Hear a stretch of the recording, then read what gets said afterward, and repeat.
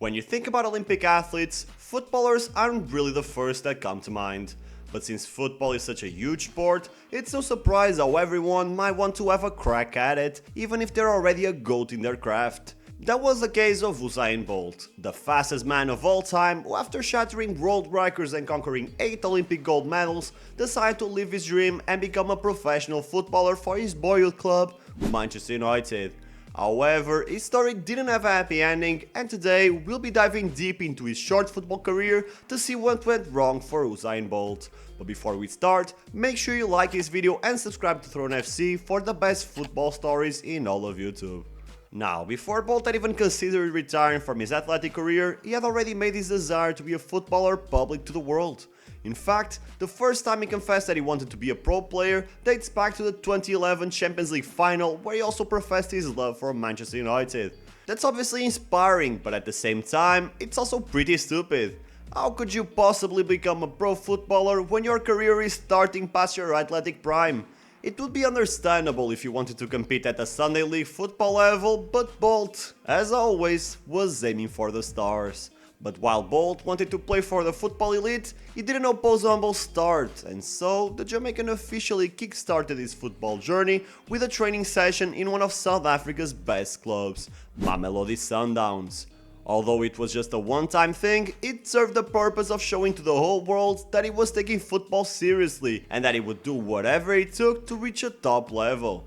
After that experience, Bolt used his influence with Puma to get a trial with Borussia Dortmund, where he had the privilege of playing alongside one of the best squads Germany had to offer. For Bolt, the time spent in Dortmund was enlightening and pretty positive overall, but the managers who coached him had many doubts about his future as a footballer. You see, even after his retirement, Bolt was undeniably faster than pretty much every footballer in the world. However, there's not much use for speed in a straight line with no ball in front of you in football. The Olympic star had a weak first touch and many other technical limitations that he would have to overcome if he wanted to go pro. Unfortunately, at 31 years old, there's very little margin for development, so it would be unrealistic to continue following this impossible dream. But Bolt wouldn't take no for an answer. He had another trial with Norwegian outfit Strom Godset, where he disappointed once again. He looked clumsy in the only friendly match he played and missed his team's only major goal-scoring opportunity.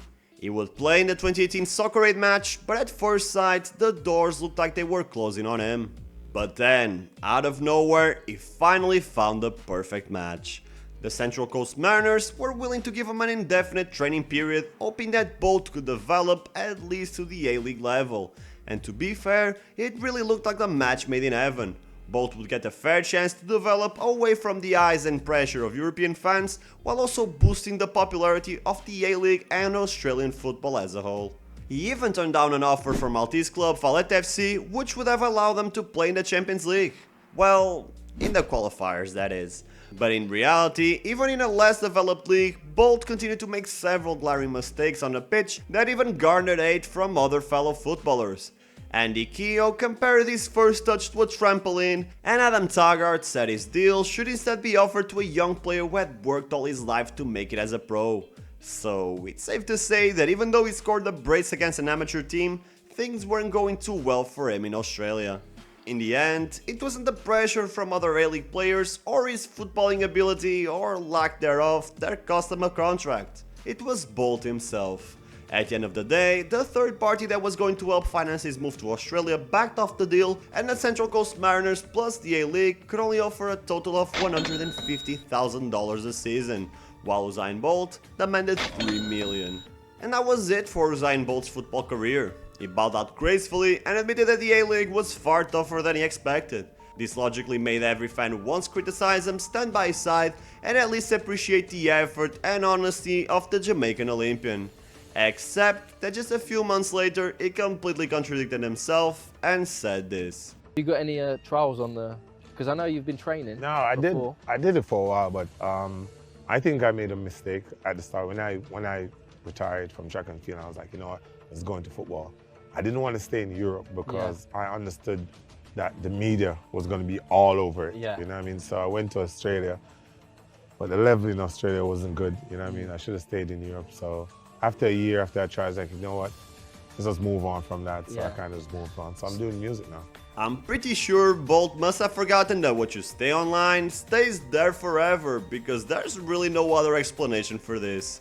I get why he says the level is lower in Australia. I mean, he will obviously have way more competent coaches in Europe, but the thing is, no serious team wanted to waste resources on a media attraction that would never reach an acceptable level. Besides, even though the A-League's level is undeniably lower, he still struggled to fit in there, and the only reason he didn't continue playing for the Mariners was because of money. It's a shame that things didn't work out for him. If he somehow became a somewhat decent footballer, it would be one of the greatest feats in modern sports history, as literally no one has succeeded in such vastly different fields in the current century. And while I appreciate and can relate to his grind and willingness to follow his dreams no matter what, I think he certainly could benefit from a dose of humility.